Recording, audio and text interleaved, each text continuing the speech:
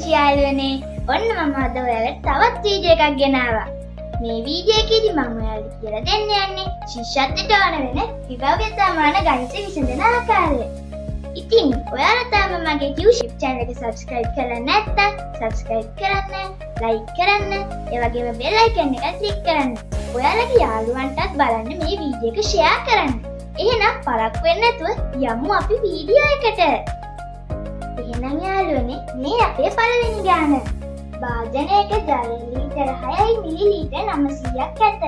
සමාන වාර 3කදී භාජනය හිස් කරේ නම් එක් වාරයකදී ඉවත් කර ජල ප්‍රමාණය කොපමණද? යාළුවනේ අපි මුලින්ම භාජනයේ තියෙන ජල ප්‍රමාණය ලියාගනිමු.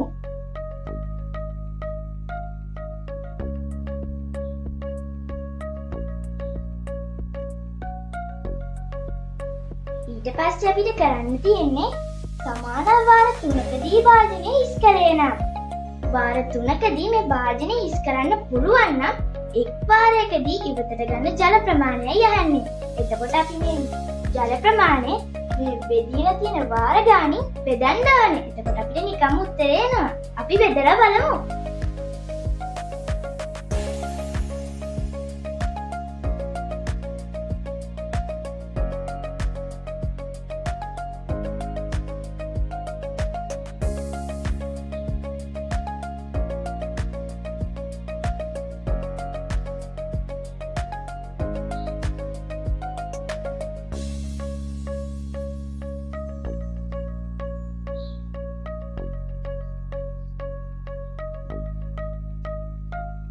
ඔන්න යාළුවනේ අපිට උත්තරේ ආවා.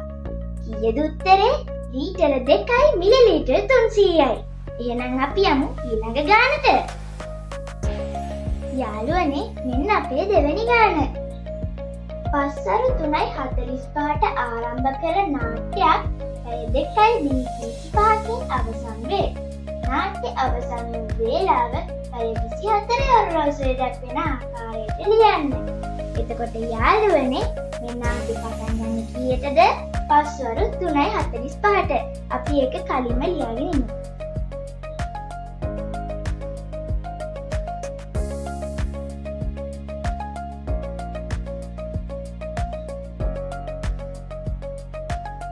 ඊළඟට අපිට කියනවා යාළුවනේ මේ නාට්‍ය පැය 2යි මිනිත්තු 25ක් තියෙනවා කියලා. එතකොට අපි මොකද කරන්න ඕනේ? නාට්‍ය ආරම්භ වෙන වෙලාවට නාට්‍ය පැවැත්වෙන වේලාව එකතු කරන්න. අපි එකතු කරලා බලමු.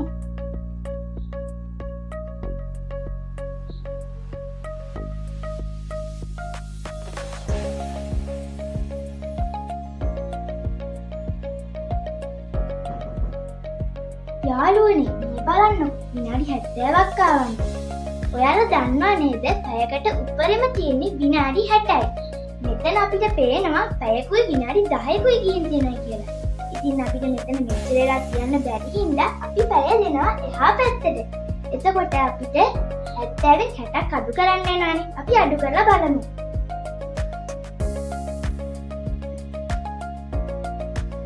එතකොට යාළුවනේ අපිට ආව විනාඩි 10.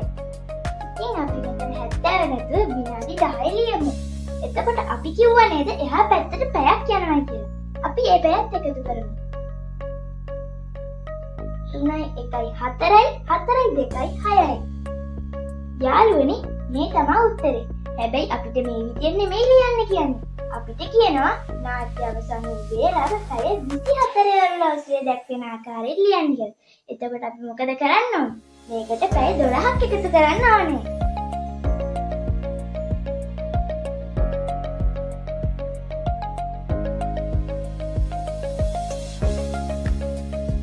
ඔන්න එතකොට අපිට උත්තරේ ආවා 18යි 10යි කියලා.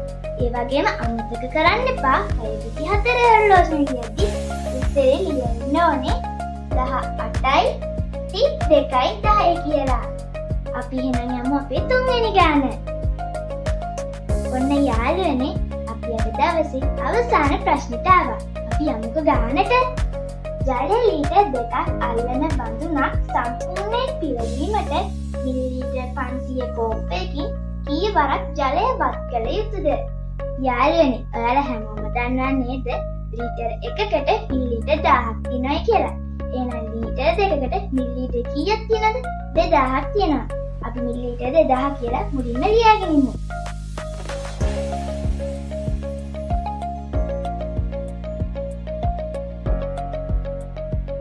ඊට පස්සේ යාළුවනේ අපිට කියනවා මේ භාජනය පුරවන්න මිලිලීටර් 500 කෝප් එකකින් කී පාරක් වත් කරන්න ඕනේද ජලය කියලා. එතකොට අපි මොකද කරන්න ඕනේ? මේ මිලිලීටර් 500ෙන් මිලිලීටර් 2000 බෙදන්න ඕනේ. අපි බෙදලම බලමු.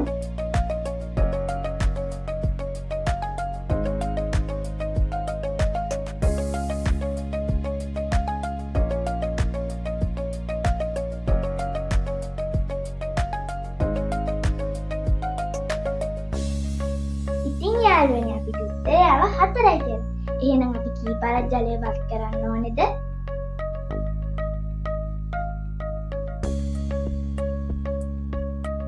4 වරක් ජලය වත් කරන්න ඕනේ. එහෙනම් යාළුවනේ මම අදට ගිහින් එන්නම්. ඔයාලට ජයෙන් ජය.